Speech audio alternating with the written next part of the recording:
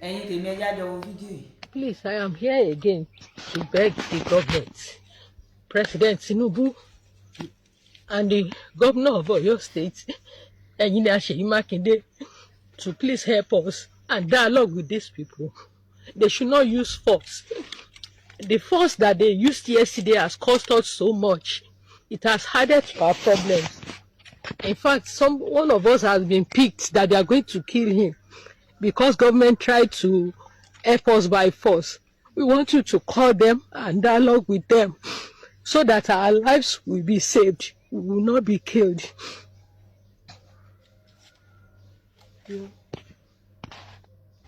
Ẹ dákun, lórí ọ̀rọ̀ wa náà ni mo tún wá sí.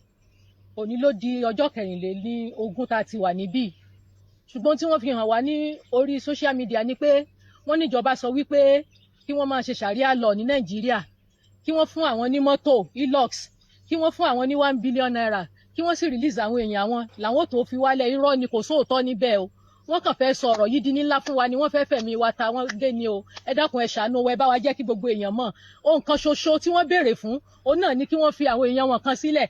Wọ́n béèrè owó lọ́wọ́ wọn, wọ́n béèrè mọ́tò lọ́wọ́ wọn, wọ́n béèrè ìbọn lọ́wọ́ wọn, wọ́n béèrè Sharia lọ́wọ́ wọn. Látijọ́ tá a ti débì wọ́n sọ pé dandandandan ká mọ̀ kírun níbí.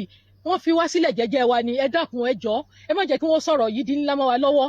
Ẹ má jẹ́ kí wọ́n bà tiwa jẹ́. Ẹ dákun, ẹ̀mí wa ó wà lórí okùn ni. Ẹ dákun torí Ọlọ́run ẹ jọ̀ọ́, ẹ bá wa jẹ́ kí gbogbo àwọn tó yẹ ó gbọ́. Ohun kan ṣoṣo náà ni wọ́n béèrè fún, the release of their people. They have not asked for any other thing. Wọ́n béèrè any other thing. Ẹ jọ̀ọ́, ẹ má jẹ́ kí wọ́n tún yírọ̀ ìmọ̀ wa lẹ́sẹ̀. Ẹ dákun ẹ jọ̀ọ́, ẹ ṣàánú wa. Ẹ dákun ẹ jọ̀ọ́. They are just trying to create problems for us. We have been here since. We have not been forced to worship in Islamic way. We have been left alone. They have not troubled us concerning that. They are not asking for Sharia law. They are not asking for money. The single thing they are asking for is the release of some of their people. I don't know why they are peddling this rumor to make it complicated for us. Please, we are just begging you. Don't play politics with our lives. Nigerians, please help us to circulate this. Let it go viral. They are not asking for Sharia law. It is not true. They are not asking for weapons. They are not asking for money. All they want is the release of some people. And the government will negotiate with them and know those that they will release for them. I don't know why they are playing politics with our life. Please, Nigerians, our lives are in your hand. Help us make this go viral.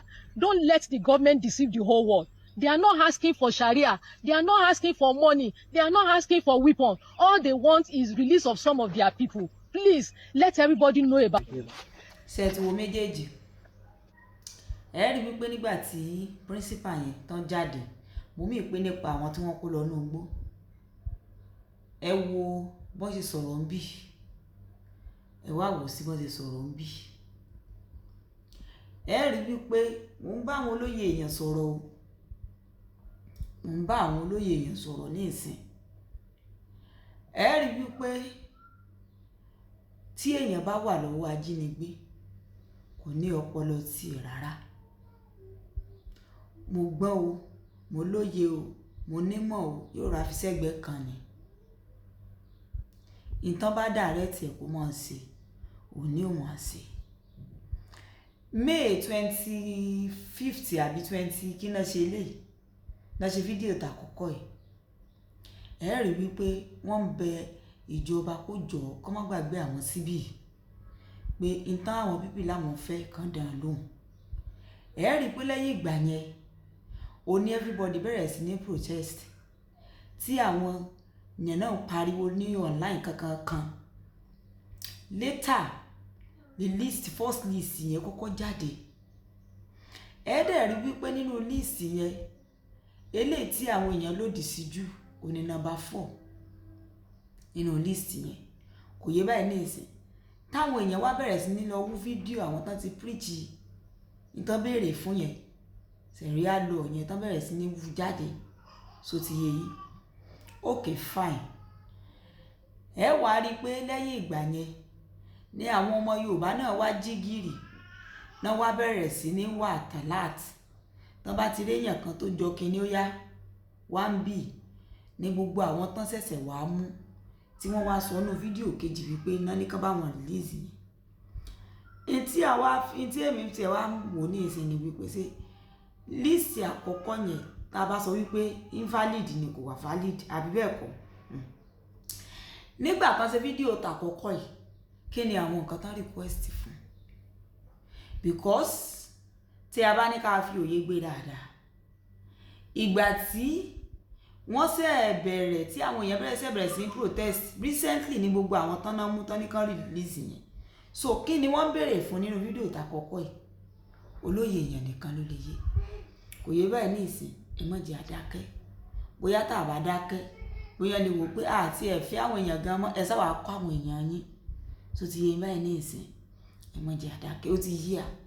Ibi tẹ́ ẹ sọ̀rọ̀ dé gan ó yí àwa gan jù bẹ́ẹ̀ lọ, because mo ti rí àwọn kan tán jáde wípé Ọlọ́run ti jà fún àwọn ẹ̀sìn kan kinní kan, Ọlọ́run ní lórí sàkámàdì náà ni ó yí à, ó yí à.